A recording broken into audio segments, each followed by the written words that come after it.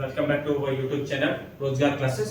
दोस्तों, आज हम प्राचीन भारत के मौर्य काल के अपने लेक्चर को जारी रखते हुए उसका सेकंड पार्ट लेकर आए हैं। मैं आशा करता हूं आप सभी को ये वीडियो पसंद आएगा। ऐसे ही हमारी और क्लासेस देखने के लिए हमारे चैनल को सब्सक्राइब करें। तो चलिए शुरू करते हैं। दोस्तों, अभी तक हमने पढ़ा कि मगध में सबसे प्राचीन राजवंश बृहद्रथ वंश से हर्यक वंश से शिशुनाग वंश और शिशुनाग वंश से नंद वंश और नंद वंश के धनानंद को हराकर कैसे चंद्रगुप्त मौर्य ने मौर्य साम्राज्य की नींव डाली, या मौर्य काल के बारे में, मौर्य काल के स्रोत के बारे में हमको जानकारी देते हैं। जैसे कौटिल्य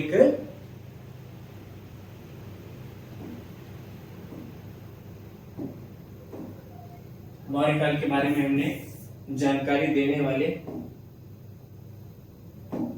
ग्रंथ कौन है? कौटिल्य की अर्थशास्त्र, कौटिल्य का अर्थशास्त्र।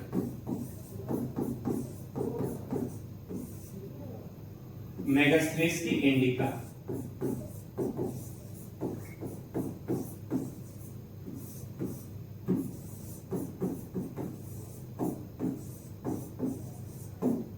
दोस्तों, हमने पिछले लेक्चर में देखा कि विशाखदत्त की मुद्रा राक्षसम हमें क्या जानकारी देती है मौर्य काल के बारे में। कौन सी मुद्रा राक्षस? दोस्तों, हमने रुद्रदामन के जूनागढ़ अभिलेख को भी देखा। किसको? रुद्रदामन के जूनागढ़ अभिलेख, कि कैसे इसमें 4 राजा और उनके 4 गवर्नरों के बारे में बताया गया है। उसके बाद हमने सोमदेव कृत कथा, सिद्धा सागर और शेमेंद्र कृत परिष्ट पर्वत, इन दोनों पुस्तकों के बारे में भी संक्षिप्त रूप से देखा। दोस्तों, हमने अशोक के जो बृहद शिलालेख हैं, 14 शिलालेख, उनके बारे में भी जाना कि पहले शिलालेख में क्या है, दूसरे शिलालेख में क्या है, तीसरे शिलालेख में क्या है, और मोस्ट इंपोर्टेंट 13वां शिलालेख कौन सा? 13वां शिलालेख,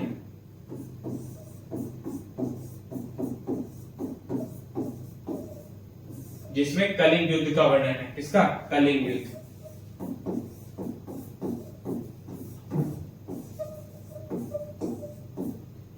इसमें कलिंग युद्ध का वर्णन है। दोस्तों, हमने इसके बारे में भी पढ़ा। अब हम अपने इस लेक्चर को आगे की कहानी से जोड़ते हुए स्टार्ट करते हैं। अब हमारी कहानी देखिए, चाणक्य के बारे में हम कल पिछले लेक्चर में भी बता चुके हैं। चाणक्य के बचपन का नाम विष्णुगुप्त था। इन्हें भारत का मैकियावेली भी कहा जाता था। चाणक्य के पिता का नाम चणक था। इन्हें राधागुप्त भी कहा जाता था। राधागुप्त नहीं दोस्तों, विष्णुगुप्त।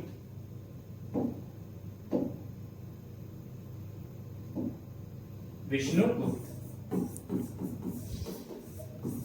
क्या कहा जाता था दोस्तों? विष्णुगुप्त। और ये मौर्य प्रशासन में इनकी बड़ी अग्रणी भूमिका थी और ये प्रधानमंत्री पद पर आसीन थे। किस पद पर थे? प्रधानमंत्री।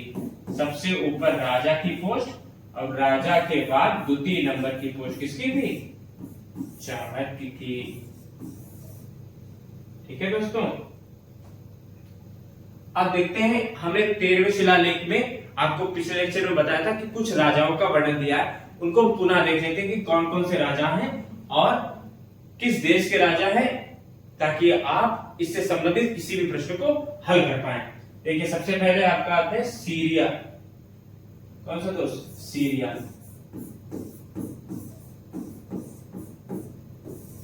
सीरिया के राजा थे एंटियोकस द्वितीय।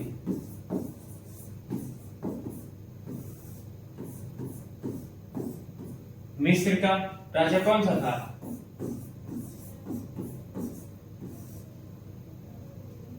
टॉलमी द्वितीय फिलाडेल्फस।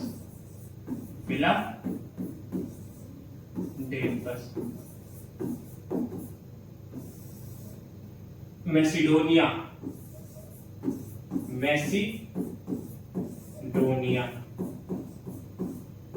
मैसिडोनिया का राजा कौन था दोस्तों? एंटीगोनस।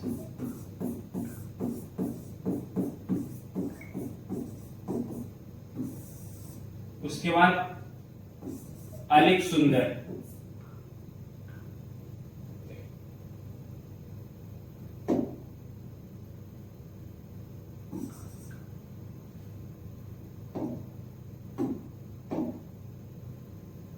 साइलीन का राजा था अलीक सुंदर। अलीक सुंदर, अलीक सुंदर या अलेक्जेंडर अलग अलग पुस्तकों में अलग अलग लिखा है। अब आपका बचा है साइरीन। ये सीरिया का राजा है। सीरिया, सीरिया का राजा आपका कौन सा था? मगध या मैगास।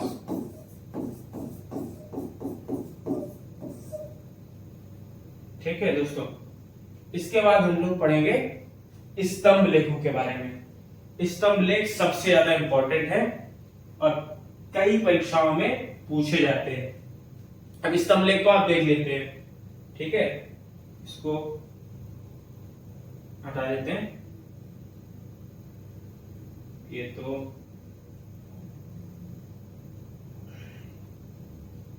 अब देखिए स्तंभ लेख, ये स्तंभ लेख अशोक के द्वारा उत्कीर्ण करवाए गए हैं। इन स्तंभ लेख में क्या है? इसमें मुख्य रूप से धम्म एवं प्रशासनिक बातों का उल्लेख, धम्म एवं प्रशासनिक बातों का उल्लेख है। प्रशासनिक बातों का उल्लेख है। अब ये जो स्तंभ लेख हैं, ये दोस्तों दो प्रकार के हैं। एक आपका दीर्घ स्तंभ लेख, एक आपका क्या है? लघु स्तंभ लेख। दीर्घ की संख्या कितनी है? 7। लघु की संख्या कितनी है? 5। और ये कहां से प्राप्त हुए? ये विभिन्न 6 स्थानों से प्राप्त हुए हैं। और ये पांचों के पांचों 5 अलग अलग स्थानों से प्राप्त हुए हैं। आगे लेक्चर में इन सभी की ट्रिक्स भी हैं। इन सभी की ट्रिक्स भी हैं कि कैसे हम इनको याद करेंगे। पहले इन लोगों को देख लेते हैं कि कौन कौन से दीर्घ शिलालेख में क्या क्या लिखा हुआ है। अब दीर्घ स्तंभ लेख में पहला है दिल्ली मेरठ। दिल्ली मेरठ का यह अभिलेख मेरठ से दिल्ली लाया गया। इसे फिरोज तुगलक द्वारा दिल्ली लाया गया। इसी अभिलेख को सबसे पहले खोजा गया था 1750 ईस्वी में। दिल्ली मेरठ अभिलेख को खोजा था टीफैन टेलर ने। टीफैन टेलर द्वारा दिल्ली मेरठ अभिलेख को सबसे पहले खोजा गया, जबकि जेम्स विल्सन द्वारा दिल्ली टोपारा अभिलेख को पढ़ा गया था। दिल्ली टोपारा अभिलेख को जेम्स प्रिंसेप द्वारा सबसे पहले पढ़ा गया था। James Prinsep. ठीक है, दूसरा देखिए दिल्ली टोपारा। ये देखिए फिर आ गया अभिलेख हरियाणा के अंबाला जिले में। टोपारा कहाँ है? अंबाला जिले में टोपारा नामक गांव था। इनमें सभी 7 स्तंभ लेख उत्कीर्ण है। ये सबसे बड़ा आपका स्तंभ लेख, इसमें 7 आपको स्तंभ लेख मिल जाएंगे। बाकी सब में 6 अलग अलग है, इसमें 7 उत्कीर्ण है। तीसरा आपका स्तंभ लेख क्या है? लौरिया अरराज। ये बिहार के चंपारण जिले में है। लौरिया नंदनगढ़ बिहार के, ये भी चंपारण जिले में। उसके बाद रामपुरवा। रामपुरवा पेपर में बहुत पूछा जाता है कि रामपुरवा स्तंभ लेख कहाँ स्थित है? कौन से जिले में दोस्तों? चंपारण। बिहार के चंपारण जिले में ये आपके तीनों मिल जाएंगे, लौरिया अरराज और लौरिया नंदनगढ़ और रामपुरवा स्तंभ लेख। चलिए दोस्तों आगे बढ़ते हैं। छठा स्तंभ लेख, छठा दीर्घ स्तंभ लेख आपका कौन सा है? प्रयाग। प्रयाग ये कौशाम्बी जिले में था। कहा था? कौशाम्बी जिले। ठीक है, अब बृहद स्तंभ लेखों के ऊपर खुदे 7 लेख। इन 7 लेखों के बारे में भी आपके पास जानकारी होनी चाहिए।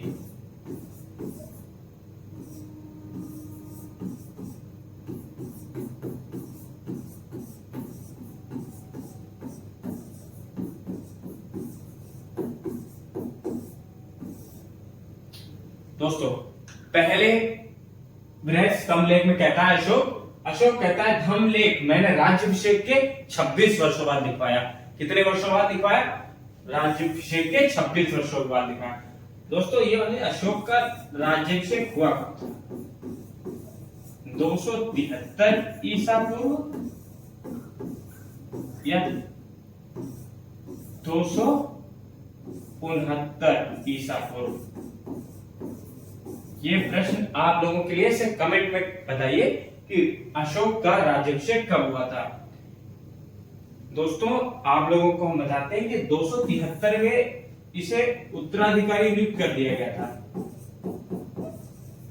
ठीक है, उत्तराधिकारी तो था ये मौर्य साम्राज्य का, मगर इसका राज्याभिषेक 269 ईसा पूर्व में हुआ था, क्योंकि इसको अपने भाइयों के साथ गृह युद्ध लड़ना पड़ा था।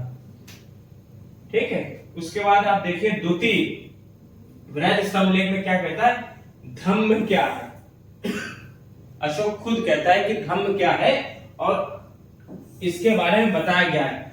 कियुम चा धम्मे, क्या बोलता है? कियुम चा धम्मे, धम्म क्या है, और उसकी व्याख्या भी कर देता है कि धम्म की व्याख्या भी कर देगा। क्या कह देता है? उपासने वे बहु कयाने दया जाने सचे सोचाए माधवे सदवे चा। इसका मतलब है अर्थात पाप से दूर रहना, अत्यधिक कल्याण करना, पाप से दूर रहना, अत्यधिक कल्याण करना, दया दान सत्यता पवित्रता मृदुता और साधुता। इसी लेख में ब्राह्मणों श्रमणों और भृत्यों के प्रति उचित व्यवहार करने का भी उल्लेख है। दोस्तों अशोक इसमें ब्राह्मणों एवं भृत्यों के प्रति उचित व्यवहार का उल्लेख करता है। कैसा व्यवहार? उचित व्यवहार। अब तीसरा तृतीय आपका बृहद जो आपका स्तंभ लेख है उसमें क्या लिखा है? इसमें अशोक के मन वचन और कर्म और इंद्रियों पर विजय प्राप्त करने को कहा है। इसी स्तंभ लेख में उसने बताया है कि पाप क्या है। तीसरे स्तंभ लेख में उसने पाप के बारे में बताया। किसके बारे में बताया? पाप। पाप कौन कौन से? निष्ठुरता, क्रोध, अहंकार, ईर्ष्या और चंडता। ये 5 तरीके के, इस तरह से आगे भी उसने पाप के बारे में व्याख्या की है। उसके बाद आपका आता है चतुर्थ स्तंभ लेख। इसमें लिखा है मेरी आज्ञा है जिन लोगों को मौत की सजा दी जाए उन्हें 3 दिन की मोहलत दी जाए। इसमें अशोक अपनी उदारता दिखाता है। क्या दिखाता है? उदारता। और ये बोलता है कि जिन जिन लोगों को मृत्युदंड की सजा दी गई है उन लोगों को 3 दिन की मोहलत दी जाए। चलिए इसको आगे बढ़ाते हैं। अब क्या है? पांचवा स्तंभ लेख। पांचवा स्तंभ लेख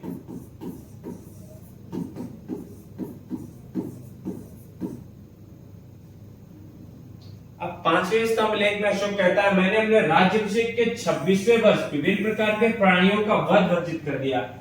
अपने पहले शिलालेख में, पहले दीर्घ शिलालेख में अशोक ये बताता है कि पहले 2 पशु मारे जाते थे, 3 पशु मारे जाते थे, 2 इसमें क्या थे? मोर, और एक क्या था आपका? मृग। अब इनको आगे से नहीं मारा जाएगा। और इसमें राज्याभिषेक के 24वें वर्ष सभी प्रकार के प्राणियों के वध पे निषेध लगा दिया था। किसने? अशोक ने। आपका छठा जो स्तंभ लेख है, छठा स्तंभ लेख क्या बताता है? देख लीजिए दोस्तों, छठा स्तंभ लेख कह रहा है सब संप्रदायों का अनेक प्रकार से सत्कार करता हूं और स्वयं उसे भेंट करना सबसे ज्यादा महत्वपूर्ण मानता हूं। अशोक कहता है कि सभी धर्मों और सभी संप्रदायों का सत्कार करना मुझे पसंद है और सभी से भेंट करना मुझे अच्छा लगता है। 7वां और अंतिम आपका स्तंभ लेख है, अंतिम स्तंभ लेख 7वां, जो ये बताता है या केवल दिल्ली टोकारा में मिलता है। इसमें अशोक ने धम्म वृद्धि के लिए कार्यों का उल्लेख किया है और लोक कल्याणकारी कार्यों का भी उल्लेख है, जैसे कुआं खुदवाना, ठीक है, आम के बाग लगवाना, सराय बनवाना इत्यादि इत्यादि। ठीक है, अब हम बृहद हमारे कंप्लीट हो गए हैं। अब हम लघु स्तंभ लेख की तरफ बढ़ते हैं। लघु स्तंभ लेख में दोस्तों राज घोषणाओं के बारे में है जितने भी लघु स्तंभ लेख हैं ये अशोक के द्वारा की गई राज घोषणाओं के लिए प्रसिद्ध हैं। ये लघु स्तंभ लेखों संख्या कितनी है दोस्तों? 5 है। 5 लघु स्तंभ लेखों की संख्या है और ये 5 अलग अलग जगहों से हमें मिलते हैं। इसमें सबसे ज्यादा फेमस है रानी कालुवाकी का अभिलेख। ये कौशाम्बी स्तंभ लेख जिसे रानी कालुवाकी का अभिलेख है। इसमें इसके पुत्र तीवर का भी वर्णन है। किसका? तीवर। इसे रानी का अभिलेख भी कहा जाता है। ये अक्सर परीक्षा में पूछा जाता है कि कालुवाकी अभिलेख में अशोक के किस पुत्र का वर्णन है, तो उसके पुत्र का नाम क्या था उसमें? तीवर। ठीक है। वैसे उसके बाद रमनदेई अभिलेख। रमनदेई स्तंभ लेख जो है इसमें भूमि कर 1/8 कर दिया गया था। क्या कर दिया गया था? 1/8 कर दिया गया था। चाणक्य के अनुसार 1/4 था, मेगास्थनीज के अनुसार 1/6 था और 1/8 कब कर दिया गया था? कर घटा दिया गया था यहां से रमनदेई अभिलेख में। ठीक। उसके बाद पांचवा आपका क्या आता है? निगाली सागर स्तंभ लेख। ये कोनक मुनि का जो स्तूप था उसका संवर्धन करने अशोक गया था। कब? राज्याभिषेक के 12वें वर्ष। दोस्तों कौन से वर्ष? राज्याभिषेक के 12वें वर्ष। बाकी सांची और सारनाथ। सांची और सारनाथ का जो स्तंभ लेख है ये ज्यादा इंपॉर्टेंट नहीं है। इसमें संघ महामात्रों को केवल संघ भेद को रोकने का आदेश देता है। ठीक है दोस्तों। ये सांची से प्राप्त हुआ, ये सारनाथ से प्राप्त हुआ, ये कौशाम्बी से प्राप्त हुआ, ये रमनदेई ये कहां? ये नेपाल में है और निगली सागर ये भी नेपाल की तराई में स्थित है। ये पांचों आपके लघु स्तंभ लेख हो गए। इनकी प्लेसेस ये हो गए, ये सब आपको याद रखने पड़ेंगे। चलिए आगे बढ़ते हैं। अब गुहा लेख। अब कुछ इंस्क्रिप्शन अशोक ने अपनी केव पे भी लिखवा दिए। गुहा लेख मतलब केव इंस्क्रिप्शंस। क्या है दोस्तों? इंस्क्रिप्शंस। अशोक का मन नहीं भरा तो उसने कहा कि गुफाओं को क्यों छोड़े, गुफाओं में भी गुफे लिख देते हैं। एक तो स्तंभ लेख लिखवाया अशोक ने, एक शिलालेख लिखवाया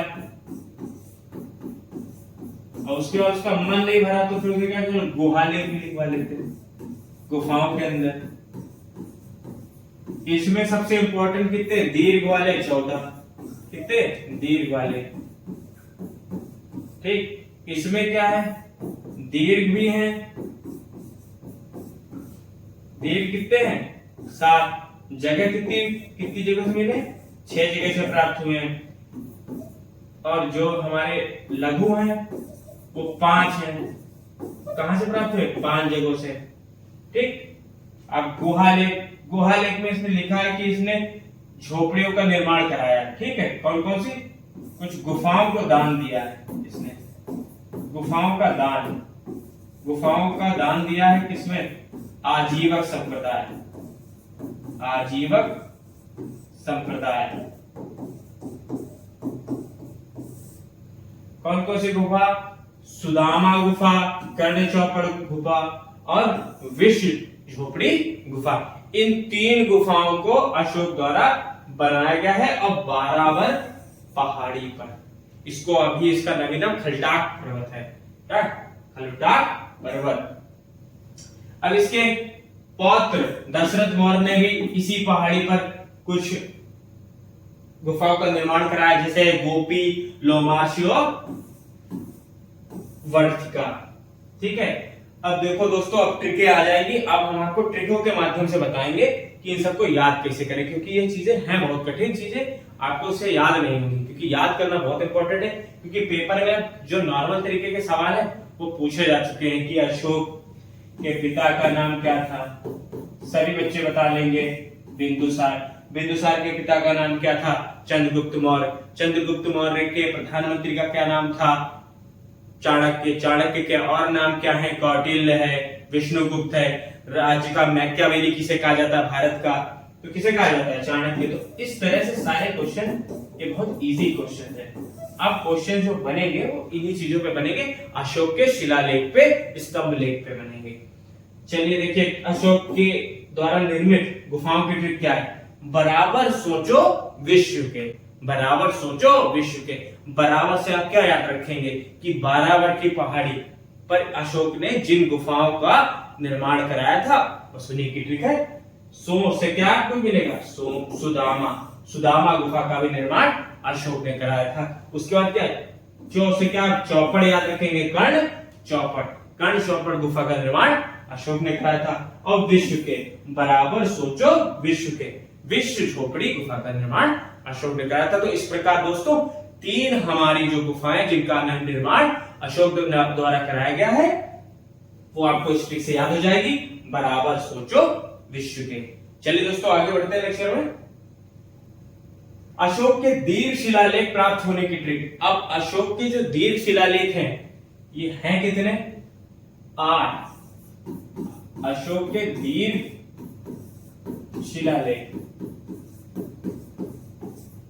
14 हैं और 8 जगह से प्राप्त हैं। कहां से, 8। इसमें देखो 6 तो आपके ब्राह्मी लिपि में है और 2 तुम्हारे खारोष्ठी लिपि में है। 2 कहां में, 2 खारोष्ठी लिपि में है। अब ट्रिक के माध्यम से याद रखेंगे कि ब्राह्मी लिपि में कौन से और खारोष्ठी लिपि में। ब्रह्मा जो सोएगा उसे धोखा देगा। ब्रह्मा जी उसे धोखा दे देते हैं जो सोता रहता है। अगर आप सोते रहेंगे तो आप कभी परीक्षा में सफल नहीं होंगे। तो वैसे ही ट्रिक है, ब्रह्मा जो सोएगा उसे धोखा देगा। ब्रह्मा से दोस्तों याद करेंगे ब्राह्मी लिपि। क्या याद करेंगे, ब्राह्मी लिपि। जो से याद करेंगे जौगढ़, जौगढ़ जगह है, यहां पर से अशोक के दीर्घ शिलालेख 14 दीर्घ शिलालेख में से एक शिलालेख प्राप्त हुआ है। उसके बाद क्या है, सो से याद रखेंगे दोस्तों सोपारा। क्या याद रखेंगे, सोपारा। उसके बाद याद करेंगे ए से क्या है, एरीगुडी। क्या याद रखेंगे, एरीगुडी। उसके बाद गा से गिरनार। गिरनार कहां है दोस्तों, गुजरात में। कहां है, गुजरात में। धौका, धौ से क्या हो जाएगा, धौली। धौली कहां है दोस्तों, उत्तराखंड। कहां है दोस्तों, उत्तराखंड। कालसी, का से कालसी। कालसी कहां है, उड़ीसा के पुरी जिले में दोस्तों। कहां है, उड़ीसा के पुरी जिले में। उसके बाद जो खारोशी लिपि इससे लिखे हुए हैं उसकी ट्रिक है खम्मा साहेब। क्या है, खम्मा साहेब। खा से खारोशी लिपि और मा से मानसेरा। मानसेरा कहां है, पाकिस्तान अफगानिस्तान बॉर्डर पे है। पाकिस्तान अफगानिस्तान बॉर्डर, ठीक। और सहवाजगढ़ी, सहवाजगढ़ी अभी अफगानिस्तान के क्षेत्र में आता है। कहां दोस्तों, अफगानिस्तान में है, ठीक है। चलिए ये ट्रिक तो याद हो गई आप लोगों को। उसके आगे देखते हैं अशोक के बृहद स्तंभ लेख प्राप्त होने की ट्रिक। अशोक के बृहद स्तंभ लेख 7 है जो कि 6 जगह से प्राप्त हुई। की ट्रिक देखिए क्या है। 7 स्तंभ मेरी टोकरी से नंदन राज ने पार कर रामू को दिए। कितने स्तंभ, 7 स्तंभ मेरी टोकरी से नंदन राज ने पार कर रामू को दिए। 7 टोकरी से आप याद रखेंगे 7 स्तंभ। 7 स्तंभ के बारे में कह रहा है। मेरी से आप क्या करेंगे, दिल्ली मेरठ। क्या याद रखेंगे, दिल्ली मेरठ। टोकरी से क्या याद रखेंगे, दिल्ली टोपारा। दोस्तों क्या याद रखेंगे, दिल्ली टोपारा। ये दिल्ली टोपारा और दिल्ली मेरठ का मतलब क्या है कि पहले तो मेरठ में था, अब इसको फिरोज तुगलक दिल्ली उठा के ले गया। उसका मन आ गया कि हम इसको दिल्ली में ले जाकर सजाएंगे, तो ये दिल्ली उठा के ले गया। और दिल्ली टोपारा का भी मतलब यही है, फिरोज तुगलक को जो चीज अच्छी लग जाती थी वो उसे दिल्ली उठा ले जाता था। ये टोपारा से तुम्हारे दिल्ली फिरोज तुगलक लेके गया। उसके बाद नंदन से क्या याद रखेंगे, लौरिया नंदनगढ़। और उसके लौरिया अरराज, ये दोनों चीजें बिहार के चंपारण जिले में। और जबकि ये रामपुरवा अभिलेख भी बताया था मैंने तुम्हें कि ये कहां है, ये भी बिहार के चंपारण जिले में। पार से क्या हो गया, प्रयाग। दोस्तों फिर ट्रिक क्या हो गई, 7 स्तंभ मेरी टोकरी से नंदन राज ने पार कर रामू को दिए। मैं आशा करता हूं ये ट्रिक आपको अच्छी लगी होगी। आपको YouTube पे कहीं नहीं मिलेगी। YouTube पे इसी चैनल पे आपको हर तरीके की ट्रिक और सबसे अच्छा और यूजफुल कंटेंट प्रोवाइड कराया जाएगा। YouTube पे मौर्य काल के बारे में इतनी विस्तृत जानकारी कहीं भी उपलब्ध नहीं है। ठीक है दोस्तों, आगे बढ़ते हैं। अशोक के लघु स्तंभ लेख। अब ये लघु स्तंभ लेख है, ये आपके कहां से प्राप्त हुए, ये 5 लघु स्तंभ लेख हैं। लघु स्तंभ लेख कितने हैं दोस्तों? 5। अब 5 स्तंभलेख है, जगह कहां से? 5 जगह से प्राप्त हुए। क्या? सांची, सार को रोना। दोस्तों कहां से प्राप्त हुए हैं? सांची, सार को रोना। सांची से आपका सांची बन गया, सार से आपका सारनाथ हो गया, को से क्या हो गया? कौशाम्बी हो गया, रो से आपका रोमिंदोई हो गया, और ना से निगाली सागर। निगाली सागर वही जगह है जहां अशोक राज्याभिषेक के 12वें वर्ष गया था और कोनक मुनि, कौन से? कोनक मुनि के स्तूप का संवर्धन कराया था, संवर्धन करवाया था। अब अशोक अपने राज्याभिषेक के हर छठे वर्ष या दूसरे तीसरे वर्ष कहीं ना कहीं जाता रहा है। वो सब आपके लिए बहुत इंपॉर्टेंट है कि 12वें वर्ष कहां गया, ठीक, 20वें वर्ष कहां गया, कि कहां गया या क्या किया अशोक ने। 14वें वर्ष उसने क्या किया? 14वें वर्ष में धम्म महामात्रों की नियुक्ति की थी। कहां? धम्म महामात्रों की नियुक्ति, ये इंपॉर्टेंट है। ठीक है दोस्तों, चलिए आगे बढ़ते हैं। अब हमारे मौर्य काल का टॉपिक, जहां से मौर्य काल प्रारंभ होता है दोस्तों। बाकी सारे लेक्चर में आपको मौर्य काल की शुरुआत चंद्रगुप्त मौर्य से शुरुआत मिलेगी। इससे पीछे का जो बैकग्राउंड जो हमारे द्वारा अभी तक पढ़ाया गया, ये लोग बताते ही नहीं है। चंद्रगुप्त मौर्य, चंद्रगुप्त मौर्य 322 ईसा पूर्व में मौर्य साम्राज्य की गद्दी पर बैठा, और इस बात को प्रमाण करने के लिए चीन के कैंट नगर के में प्राप्त डॉटेड रिकॉर्ड, कौन सा? डॉटेड रिकॉर्ड, इसको कैंटोन रिकॉर्ड भी कहते हैं। अलग अलग पुस्तकों में अलग अलग दिया है कि इसके राजारोहण की तिथि 322 ईसा पूर्व थी। ठीक है दोस्तों, अब चंद्रगुप्त मौर्य के बारे में कुछ जान लेते हैं। चंद्रगुप्त मौर्य को भारत का मुक्तिदाता कहा जाता है। इसे क्या कहा जाता है? भारत का मुक्तिदाता। इसके प्राचीन नाम क्या है? सैंड्रोकोटस, एंड्रोकोटस और सैंड्रोकोप्टस। इसके तीनों नाम है, तीनों नाम इन्हें यूनानी लेखकों द्वारा दिए गए हैं। अब स्ट्रैबो, एरियन और जस्टिन से सैंड्रोकोटस बोलता है। क्या बोलता है? सैंड्रोकोटस। उसके बाद एंड्रोकोटस से कौन बोलता है? एप्पियानस और प्लूटार्क। इसको एंड्रोकोटस कौन बोलता है? एप्पियानस और प्लूटार्क। उसके बाद सैंड्रोकोटस वर्ड किसने यूज किया है? नियकार्स। ये सैंड्रोकोप्टस, ये सैंड्रोकोप्टस वर्ड किसने? नियकार्स, इसके द्वारा इस्तेमाल किया है। ठीक है, ये इंपॉर्टेंट है आपके लिए। चंद्रगुप्त मौर्य ने व्यापक विजय करके प्रथम अखिल भारतीय साम्राज्य की स्थापना की। भारत का अखिल भारतीय साम्राज्य की स्थापना सबसे पहले किसने करी? चंद्रगुप्त मौर्य। अब चंद्रगुप्त मौर्य का साम्राज्य कहां से? उत्तर में हिंदकुश, उत्तर पश्चिम में हिंदकुश पर्वत से लेकर दक्षिण में कर्नाटक तक फैला हुआ था, और पूर्व में मगध से लेकर पश्चिम में सौराष्ट्र तक था। कहां तक दोस्तों? सौराष्ट्र। ठीक। चंद्रगुप्त मौर्य किस धर्म का अनुयायी था? प्रश्न पूछा जाता है कई बार कि चंद्रगुप्त मौर्य किस धर्म का अनुयायी था। ऑप्शन दे देगा बौद्ध धर्म, आजीवन संप्रदाय या फिर जैन धर्म। तो दोस्तों चंद्रगुप्त मौर्य जैन धर्म का अनुयायी था। इनके गुरु का नाम क्या था? भद्रबाहु। किसका नाम था इनके गुरु का नाम? भद्रबाहु। चंद्रगुप्त ने संलेखना विधि द्वारा श्रावणबेल गोला में जाकर अपने प्राणों का त्याग किया। चंद्रगुप्त के नाम, गुरु का नाम भद्रबाहु था। क्या था नाम दोस्तों? भद्रबाहु। चंद्रगुप्त मौर्य के बारे में इससे ज्यादा इंपॉर्टेंट कोई बात नहीं है। हाँ, चंद्रगुप्त मौर्य ने एक और चीज करी दोस्तों, सेल्यूकस से युद्ध। सेल्यूकस से युद्ध हुआ है चंद्रगुप्त मौर्य का 305 ईसा पूर्व में। ये बड़ा इंपॉर्टेंट युद्ध है सेल्यूकस। अब सेल्यूकस निकेटर कौन था? सिकंदर का गवर्नर। कौन था? सिकंदर का गवर्नर। सिकंदर की मृत्यु के बाद ये बेबीलोन का राजा बना। बेबीलोन का राजा।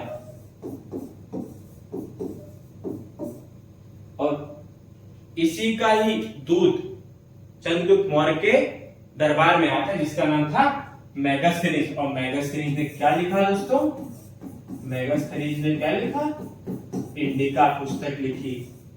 इंडिका पुस्तक। इंडिका पुस्तक वही पुस्तक है जिसमें 7 जातियों का उल्लेख किया है, जो कि भारत में 7 जातियां नहीं है, भारत में केवल 4 जातियां विद्यमान थी उस समय। दास प्रथा का दोस्तों इसने स्वीकार नहीं किया कि भारत में दास प्रथा थी, जबकि चाणक्य ने क्या था कहा था कि भारत में दास प्रथा थी, और अस्थायी दास को क्या कहते हैं? अहिर्तक कहते हैं दोस्तों। अब देखिए 303 ईसा पूर्व में चंद्रगुप्त मौर्य और सेल्यूकस के बीच एक संधि हुई थी। इस संधि के फलस्वरूप सेल्यूकस ने अपनी पुत्री हेलेना का विवाह चंद्रगुप्त मौर्य के साथ कर दिया। इसका विवरण कौन करता है? एप्पियानस। कौन करता है दोस्तों? एप्पियानस। एप्पियानस यह विवरण देता है कि 303 ईसा पूर्व में एक संधि के फलस्वरूप चंद्रगुप्त मौर्य और सेल्यूकस के बीच एक संधि हुई थी। इस संधि के फलस्वरूप चंद्रगुप्त मौर्य से अपनी बेटी का विवाह किसने किया था दोस्तों? जी हां, निकेटर ने किया था, सेल्यूकस ने। ठीक। अब देखिए उस शादी में कुछ चीजें हुई थी जो आपके लिए बहुत इंपॉर्टेंट है। 500 हाथी दान में दिए गए थे दहेज में। तो ये प्लूटार्क, कौन कहता है? प्लूटार्क। उसके बाद एरिया, आराकोशिया, जेड्रोसिया और पेरिपल्साई, ठीक है, इन चीजों को भी दहेज में दिया गया था। एरिया को इस समय ये यूपी आरओ में पूछा हुआ प्रश्न है कि हेरात का पुराना नाम क्या था? एरिया। क्या था दोस्तों? एरिया। कांधार को पहले क्या कहते थे? आराकोशिया। क्या कहते थे दोस्तों? आराकोशिया। मकरान तट का पुराना नाम क्या था? जेड्रोसिया। क्या कहते थे दोस्तों? जेड्रोसिया। और काबुल का पुराना नाम पेरिपेलसाई। क्या कहते थे दोस्तों? पेरिपेलसाई। ठीक है दोस्तों, आगे बढ़ते हैं। देखिए हम आपको पहले बता चुके सेल्यूकस ने अपने राजदूत मेगास्थनीज को चंद्रगुप्त के दरबार में भेजा। अब चंद्रगुप्त मौर्य के पुत्र बिंदुसार के बारे में पढ़ लेते हैं। इसे अमित्रोचेटस कहा जाता है।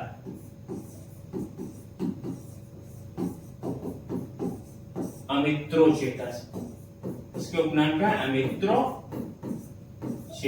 अमित्रोचेटस इसका उपनाम है।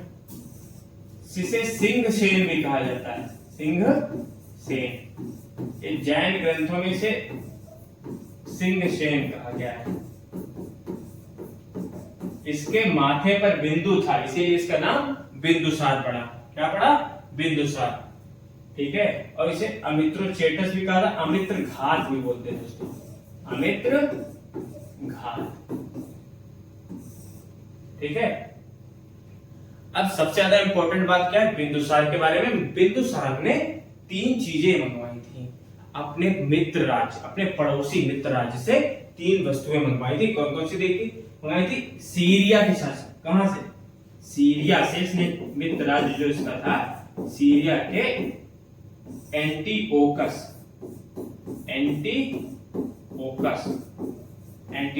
द्वितीय से 3 चीजें मांगने की डिमांड करी थी। क्या? मदिरा, मीठी मदिरा, सूखी अंजीर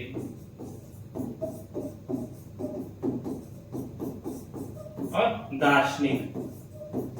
तो ये दार्शनिक क्या चीज है? क्या होता है दार्शनिक?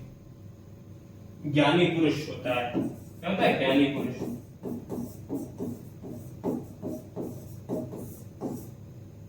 ठीक है दोस्तों। अब ये जो मीठी मदिरा है, अब ये देखिए पुराने जमाने में प्राचीन काल से लोग मदिरा के शौकीन रहे हैं। इनको देखिए मीठी मदिरा मंगवा रहे हैं, देखिए अलग अलग शौक है। अब दोस्तों कुछ चीजें इंपॉर्टेंट है कि एंटीओकस जो राजदूत था, एंटीओकस जो राजा था, इसका राजदूत डायमेकस जो बिंदुसार के समय मौर्य काल में आया, और यही डायमेकस अशोक के समय भी रहा है कुछ समय। ठीक है। और टॉलमी द्वितीय फिलाडेल्फस ये बिंदुसार के समय इसने अपना राजदूत भेजा था डायोसियस। जब इसकी मृत्यु के पश्चात अशोक के टाइम पे भी ये वहां का राजदूत रहा था। प्रश्न पूछा जाता है कि अशोक के समय कौन सा राजदूत यूनानी देशों द्वारा भेजा गया? तो कौन सा था? डायोसियस। डायोसियस, ठीक है दोस्तों।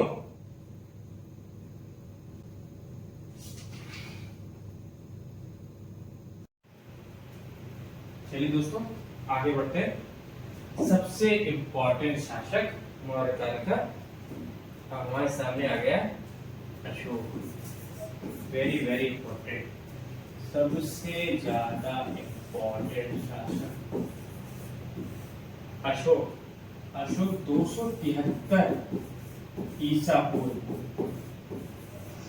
273 ईसा पूर्व में राजगद्दी पर बैठा। परंतु इसका राज्याभिषेक कब हुआ है? इसका राज्याभिषेक अभी मैंने बताया,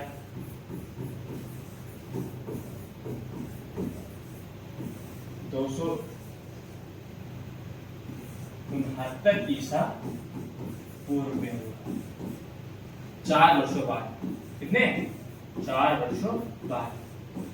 महावंश किताब बताती है कि इसने अपने 99 भाइयों की हत्या की, 99 भाइयों की हत्या करी और अपने सौतेले भाई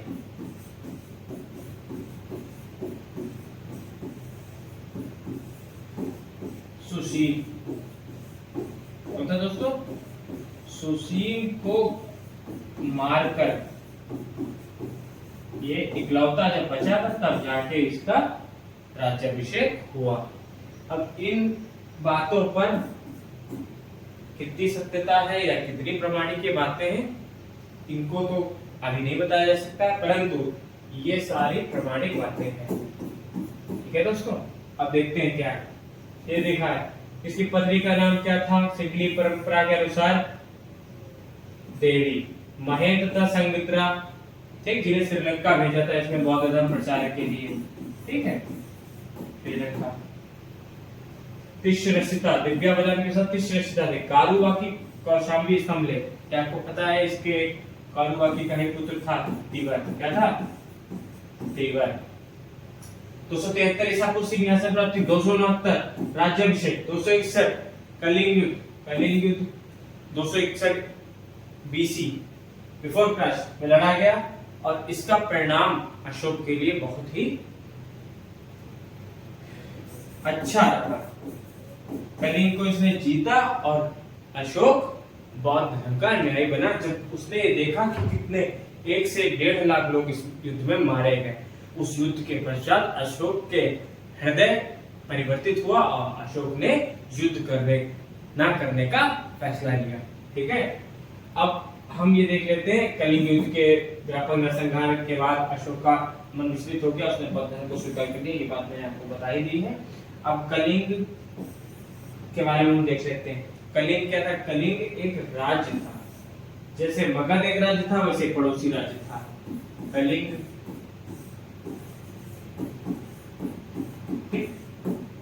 अब इस कलिंग की उत्तरी प्रशासनिक केंद्र इसका था तोसली और दक्षिणी प्रशासनिक केंद्र था जौगढ़। ठीक है दोस्तों, जौगढ़। अब अशोक के जीवन से कुछ घटनाएं जैसे मैंने आपको पहले बताया वो है, उन्हें इंपॉर्टेंट में देख लेते हैं। देखो, सबसे पहले इसने राज्याभिषेक के 7वें वर्ष कश्मीर की विजय करी। कौन से वर्ष? 7वें वर्ष। 9वें वर्ष इसने कलिंग की विजय करी, राज्याभिषेक के 9वें वर्ष। इसीलिए बोला जाता है कि 8वें वर्ष तो 261 में कलिंग युद्ध लड़ा गया था, मगर 260 ईसा पूर्व में इसने कलिंग को जीत लिया था। बोध गया की प्रथम धम्म यात्रा अपने राज्याभिषेक के 10वें वर्ष इसने प्रारंभ करी। उसके बाद 12वें राज्याभिषेक के 12वें वर्ष क्या? सुदामा गुफा का निर्माण कराया। और सबसे इंपॉर्टेंट आपको बताया मैंने 14वें वर्ष, राज्याभिषेक के 14वें वर्ष इसके धम्म महामात्रों की, पहले प्रादेशिक राज्य युक्त होते थे सबसे बड़े इसके अधिकारी, उसके बाद इसने धम्म महामात्र का एक नया पद बना दिया था 14वें वर्ष।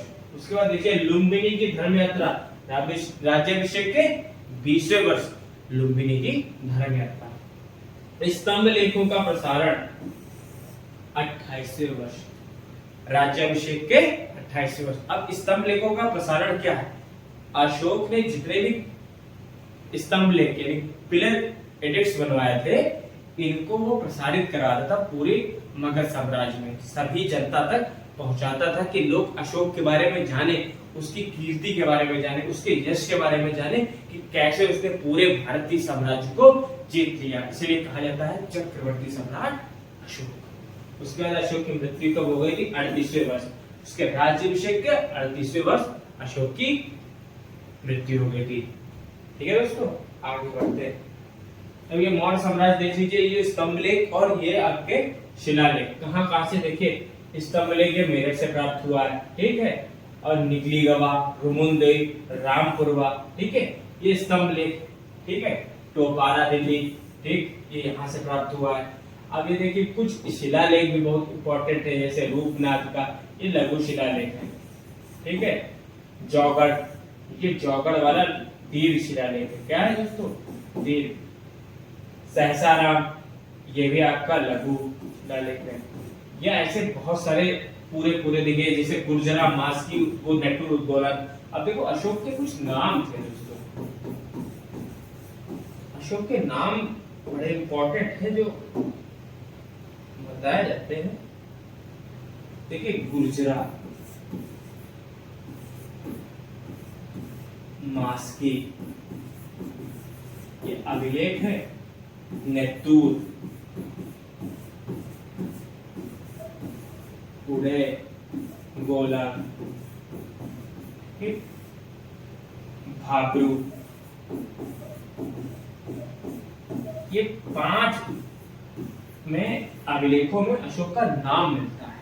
क्या लिखता है? नाम। भाबरू में इसका नाम प्रियदर्शी मिलता है। क्या मिलता है? प्रियदर्शी, लजा मगधे, प्रियदर्शी। नेतूर, उदयगोलान और गुर्जरा, इन सभी में इसका नाम अशोक मिलता है। क्या मिलता है नाम? अशोक। दोस्तों बहुत इंपॉर्टेंट है, आपको कहीं मिलेगा नहीं और आप इसको गौर से देख लीजिए, पढ़ लीजिए। उसके बाद मास की अभिलेख में से बुद्ध शाक्य कहा गया है। क्या कहा गया है? बुद्ध शाक्य। ठीक है दोस्तों, चलिए आगे बढ़ते हैं। अब ये देखिए कलिंग की राजधानी देखिए जो मौर्य साम्राज्य था वो आपके 4 हिस्सों में बटा हुआ था। उत्तरापथ था, अवंतीपथ था, दक्षिणापथ था, प्राचीपथ था। ठीक है, प्राचीपथ की राजधानी कलिंग, उत्तरापथ की तक्षशिला और अवंतीपथ की उज्जैन और दक्षिणापथ की सुवर्णगिरी। ये आपके पेपर में पूछा गया यूपी पीसीएस में, इसका क्रम लगाने के लिए पूछ सकते हैं किसकी किसकी राजधानी क्या है, वो पूछ सकते हैं, तो आप इसको देख लीजिएगा। इसके आगे बढ़ते हैं। मौर्य प्रशासन, सबसे इंपॉर्टेंट चीज आ जाती है मौर्य प्रशासन, जो आपको यूट्यूब पे कहीं नहीं मिलेगा, मिलेगा भी तो एमआई लेक्चर आप लोग अपलोड कर देते हैं, कुछ भी उनके पास पूरा नहीं होता फिर भी अपलोड कर देते हैं। इंडिका, मौर्य प्रशासन में जो मौर्यों की जो व्यक्तिगत जानकारी, जो मौर्यों की व्यक्तिगत जानकारी इंडिका जाएगी, ठीक, और जो राजस्व संबंधी जितनी सब चीजें या अर्थशास्त्र दे रहा है कौटिल्य कृति, इसी को हम भारत का मैकियावेली बोलते हैं, इसी को ही विष्णुगुप्त बोलते हैं, और क्या क्या बोलते हैं इसको? कौटिल्य। क्या बोलते हैं? कौटिल्य। ठीक है दोस्तों, उसके बाद अशोक के अभिलेख। अब अशोक के अभिलेख किस तरह के हैं? 3 तरह के अशोक के अभिलेख लिखे, 1 2 3। एक तुम्हारा शिलालेख लिखा, एक तुम्हारा स्तंभ लेख लिखा है, और तुम्हारा आखिरी में गुहा लेख लिखा है। तो दोस्तों ये आपके लिए बहुत इंपॉर्टेंट है, इसको आप देख लीजिएगा। मौर्य की प्रशासनिक व्यवस्था, मौर्य केंद्रीय प्रशासनिक व्यवस्था राजा पर आधारित थी। किस पर आधारित थी दोस्तों? मौर्य काल की जो पूरी प्रशासनिक व्यवस्था राजा पर आधारित थी, कि जो राजा कहेगा वो आखिरी में माना जाएगा। इंडिका से पता चलता है चंद्रगुप्त मौर्य के चारों तरफ अंगरक्षिकाएं घेरा रहती थी। अब अंगरक्षिकाएं चंद्रगुप्त मौर्य के चारों तरफ अंगरक्षक नहीं होते थे, अंगरक्षिकाएं होती थी। मौर्य काल में सबसे उच्च तरीके का जो अधिकारी था उसे तीर्थ बोला जाता था। क्या दोस्तों बोला जाता था? तीर्थ। अब तीर्थ बोलते थे, इसके 2 और नाम जो आगे आपको मिलेंगे। ठीक है दोस्तों, तब तक हम देख लेते हैं कि 18 तीर्थ के नाम और इनके जो विभाग है इनको भी आप देख लेते। देखिए, प्रधानमंत्री, इसको धर्माधिकारी बोलते थे। समहर्ता, राजस्व विभाग का प्रधान होता था। सानिध्य दाता, तो दोस्तों राज की कोषाध्यक्ष का प्रधान होता था। उसके बाद सेनापति, सेनापति का आपको पता ही है, युद्ध विभाग का प्रधानमंत्री। युवराज, युवराज माने क्या होता है? उत्तराधिकारी, राजा का उत्तराधिकारी। प्रतिष्ठा, प्रतिष्ठा क्या था? फौजदारी न्यायालय का न्यायाधीश। नायक क्या होता था? सेना का संचालक। कर्मांतिक क्या होता था? उद्योग धंधों का प्रधान निरीक्षक। व्यवहारिक क्या था? व्यवहारिक और प्रतिष्ठा। व्यवहारिक आपका दीवानी से था और प्रतिष्ठा आपका था फौजदारी से। आपको याद रखना, ये सबसे ज्यादा कंफ्यूजन है, प्रतिष्ठा और व्यवहारिक। व्यवहारिक दूसरा आप एक दीवान लगते हैं, तो ये दीवानी के लिए हो गया। और ये क्या हो जाएगा? कंटक शोधन, कंटक शोधन विभाग। अब ये कंटक शोधन क्या चीज है? ये बड़ी चीज है, फौजदारी। क्या है? फौजदारी। ठीक है दोस्तों। अब आगे दंडपाल क्या था? सेना की सामग्री पहुंचाने के लिए। अंतपाल, सीमावर्ती दुर्गों का रक्षक। दुर्गपाल, भीतरी दुर्गों का। अब देखो, जो तुम्हारे अंदर के दुर्ग थे उनके रक्षा करने वाले को दुर्गपाल बोलते थे, और जो बाहरी दुर्ग हुआ करते थे मौर्य काल में, मौर्य साम्राज्य में, उनकी रक्षा करने को अंतपाल बोलते थे। नागर, नगर का प्रमुख अधिकारी, ये भैया कौटिल्य के अनुसार नगर का प्रमुख अधिकारी नागरक था। कौन था? नागरक। और यही अधिकारी, इसका नाम बदल जाता है इंडिका के अनुसार, एग्रोनोमोई। क्या बोलते हैं? एग्रोनोमोई। और एस्ट्रोनोमोई भी आ जाता है, तो इससे कंफ्यूज होने की जरूरत नहीं है। ठीक है, ये जो अंग्रेजी वर्ड है ये मेगास्थनीज के द्वारा दिए गए, जो हिंदी वर्ड दिए गए वो कौटिल्य के द्वारा दिए गए। प्रशासता, राजकीय कागजात की रखवाली करता था। कौन? प्रशासता। दौबारिक, राजमहलों की देखभाल करता था। और अंतर्वशिक, सम्राट की अंगरक्षक सेना का सबसे आगे चलने वाला। अटाविक, वन विभाग का अधिकारी। किस विभाग का अधिकारी? वन विभाग का अधिकारी। चलिए, ये सब देख लिया आपने, इसके आगे बढ़ते हैं। अब तीर्थ, देखो मैंने दोस्तों बताया था, तीर्थ को ही महामात्र बोलते हैं और महामात्र को अमात्य बोलते हैं। तो सबसे बड़े अधिकारी मौर्य काल में 18 बोले गए हैं। 18 उनको तीर्थों में, उन्हीं को महामात्र बोलते हैं। महामात्र या फिर अमात्य। दोस्तों बड़ा इंपॉर्टेंट है आपके लिए, आप इसको पढ़ लीजिएगा। 18 तीर्थ तो आपके नहीं छूटने चाहिए। कि सानिध्य दाता कौन है, समहर्ता कौन है, ये आपको बिल्कुल भी छूटने नहीं चाहिए। दौबारिक और प्रतिष्ठा, दौबारिक, प्रतिष्ठा, व्यवहारिक, अंतर्वशिक, ठीक, और आपका दंडपाल, अंतपाल, दुर्गपाल, ये आपके बहुत ही ज्यादा इंपॉर्टेंट है, ये आपको पढ़ने पड़ेंगे। ठीक है दोस्तों। अब देखिए, सैन्य संगठन कौटिल्य के अनुसार सेना चतुरंगिणी, पैदल, हाथी, घोड़ा और रथ। पैदल, हाथी, घोड़ा और रथ इन सबसे सम्मिलित थी। हम देखते हैं, ये पूरी क्वेश्चन नहीं है। कौटिल्य के अनुसार इसका संचालन जो होता था सेना का, सैन्य संगठन का, ये 6 समिति के द्वारा, 6 समिति, 6 लोगों की समिति करती थी। देखिए, प्रथम समिति क्या की थी? जल सेना की व्यवस्था देखती थी। पहला समिति जल सेना की। द्वितीय समिति किसकी? सामग्री, यातायात एवं रसद। तृतीय समिति जिसमें पैदल सैनिक होते। दोस्तों क्या होते थे? पैदल सैनिक। चौथी वाली में अश्वरोहियों की सेना की व्यवस्था। किसकी? अश्वरोहियों की। 5वें में गज सेना की व्यवस्था करने वाली समिति थी।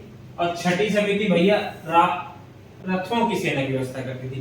तो ये 6 समितियां हो गई जो अलग अलग चीजों की व्यवस्था करती थी। और अलग अलग चीजें, ये बहुत इंपॉर्टेंट है सैन्य संगठन को मजबूती देने के लिए। कहा है कि जल सेना, सामग्री पहुंचाना, पैदल सैनिक, घोड़े की सेना, गज की सेना और रथों की सेना, इन सभी की व्यवस्था 6 अलग अलग समितियां करती थी। सेनापति युद्ध विभाग का प्रधान अधिकारी होता था, उसे 48,000 पर्ण वार्षिक वेतन मिलता था। कितना मिलता था दोस्तों? 48,000। ये मौर्यकालीन मुद्रा, आगे लेक्चर में आपको पढ़ाया जाएगा मौर्यकालीन मुद्रा के बारे में। तो बताएंगे कि मौर्य काल में किस प्रकार की मुद्रा चलती थी, रजत मुद्रा को क्या कहा जाता था, स्वर्ण मुद्रा को क्या कहा जाता था, और कितनी मुद्रा हजार प्रशासन में कौटिल्य ने चंद्रगुप्त मौर्य को खरीदा था। दोस्तों खरीदा था, ये कथाओं में, लोक कथाओं में बताया जाता है कि इसको एक गांव में ये कौटिल्य ने चंद्रगुप्त मौर्य को छोटे बालक के रूप में खरीद लिया। जब इसका बहुत अपमान किया था नंद वंश के राजा धनानंद ने, तो इसको इन्होंने 1000 प्रशार्पण में खरीदा था। उसके बाद इसी को इन्होंने तैयार किया और यही बालक चंद्रगुप्त मौर्य कहलाया और इसने मौर्य साम्राज्य की स्थापना करी और धनानंद को हराकर उसको अपदस्थ किया। अब आगे देखिए गुप्तचर। दोस्तों क्या आ जाता है? गुप्तचर आ जाते हैं आपके। गुप्तचरों को गूढ़ पुरुष भी कहा जाता था और इनका सबसे बड़ा अधिकारी क्या आता था? उसको बोला जाता था सर्प महामात्य। क्या बोलते थे दोस्तों? सर्प महामात्य। अब देखिए गुप्तचर भी दो प्रकार के, एक संस्था और एक संचरा। दो प्रकार के गुप्तचर बताए गए थे, एक को संस्था बोलते थे, एक को संचरा बोलते थे। एक को संस्था, एक को संचरा। संस्था वाले संगठित थे, संस्था वाले संगठित थे, संचरा वाले भ्रमणशील थे। ऐसे थे दोस्तों, भ्रमणशील थे, जो इधर उधर घूमते रहते गुप्तचर। ठीक है, अब ये गुप्तचर, अब इनको देख लीजिए, ये 5 तरीके के थे। संस्था वाले 5 तरीके के थे और संचरा वाले 4 तरीके के थे। ठीक है, इनको पढ़ लीजिए। देखे कपटिक, ये विद्यार्थी। गुप्तचर क्या थे? विद्यार्थी के वेश में रहते थे। अब ये उदास्थित, क्या बोलते थे? उदास्थित, ये सन्यासी के रूप में रहते थे।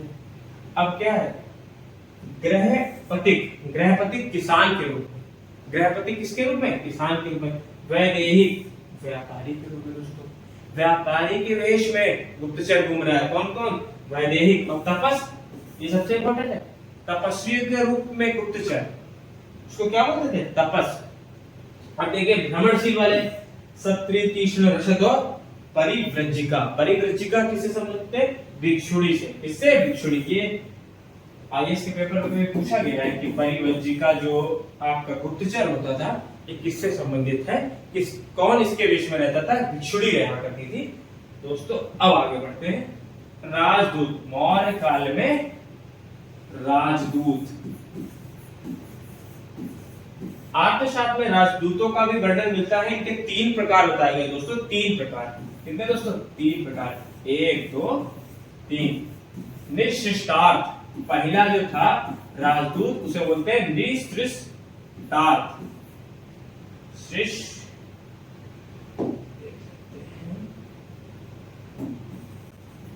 शिष्टार्थ,